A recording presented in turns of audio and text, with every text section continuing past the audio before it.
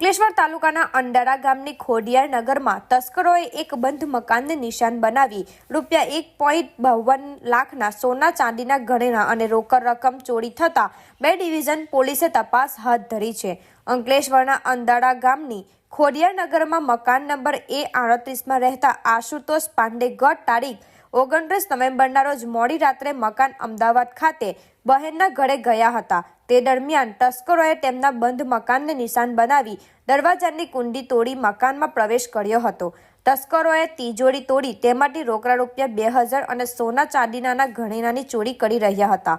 તેઓ ગત તારીખ 1 ડિસેમ્બરના રોજ અમદાવાદથી પરત ફરી રહ્યા હતા। તે દરમિયાન પડોશીઓએ ચોરી અંગેની જાણ કરી હતી। આશુતોષ પાંડે ઘરે પરત ફરતા તિજોરી તૂટેલી હતી અને રોકડ રકમ અને સોનાનું મંગળસૂત્ર અને ચાંદીના દાગીના ગાયબ હતા।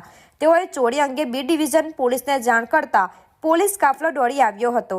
આશુતોષ પાંડેએ બી ડિવિઝન પોલીસ મથકમાં ફરિયાદ નોંધાવતા પોલીસે ₹1,50,000ના સોના ચાંદીના દાગીના અને રોકડા ₹2000ની ચોરીનો ગુનો નોંધી તસ્કરોનું પગેરું મેળવવાની કવાયત હાથ ધરી છે। मेरा नाम आशुतोष पांडे है। मैं अहमदाबाद अपनी बहन के यहाँ पे गया हुआ था और जब मैं इधर आया तब मैंने देखा कि मेरे घर का ताला का जो कुंडी था वो टूटा हुआ था और जब मैं घर के अंदर आया तब मेरी दोनों अलमारी में से सारे सामान इधर उधर अव्यवस्थित करके रखे हुए थे और मैंने उसके अंदर देखा तो मेरा सोना और चांदी जिसकी कीमत ₹1,52,380 थे वो चोरी हो चुके थे, जिसकी कंप्लेन और FIR मैंने पुलिस स्टेशन में दर्ज करवा दी है।